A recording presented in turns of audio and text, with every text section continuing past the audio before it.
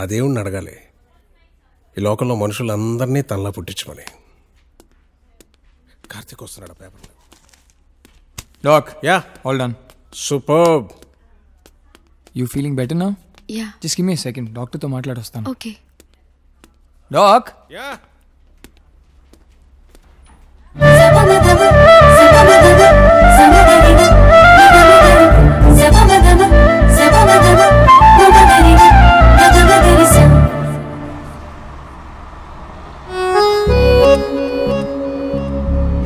ఏంటి అలా చూస్తున్నా? ఏం లేదు. చెప్పవచ్చు కదా. ఏం లేదు.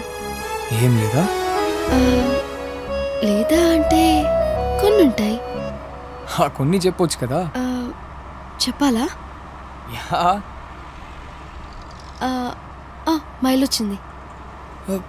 ఇంకా దూరం ఉంది కదా. పక్కనే కదా, నడిచి వెళ్తాను. అంటే ఏం చెప్పట్లేదు? చెప్పడానికి ఏమీ లేదు, మామూలుగానే చూసా అంతే. Okay bye. నీ వెనకాలే వస్తా, అప్పుడైనా చెప్తావా? ఏ ఓయ్, రేపు చెప్తాను, వెళ్ళి నిద్రపోండి.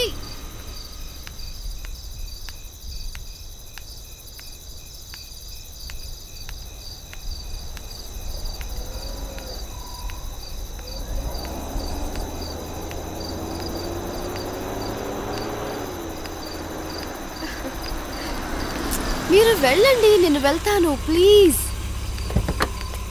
మీరు వెళ్ళండి ప్లీజ్.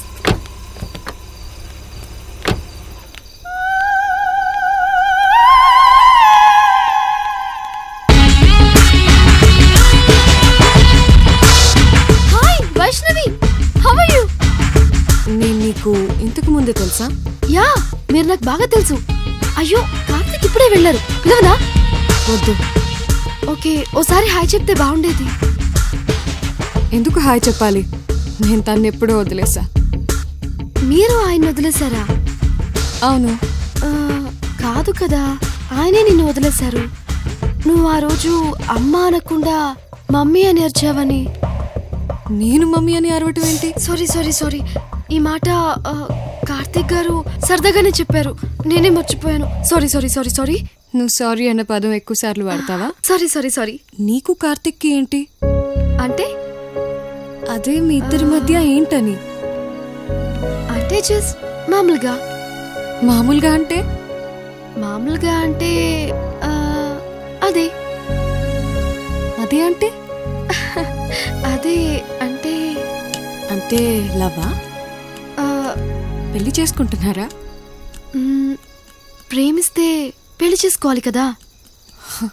చేసుకోవాలి, కానీ ఒక పర్ఫెక్ట్ అయిన అమ్మాయి ఒక పర్ఫెక్ట్ అయిన అబ్బాయిని పెళ్లి చేసుకోవాలి, అంతేకాని. ఏంటి కానీ? చెప్పు. సరే చెప్తాను.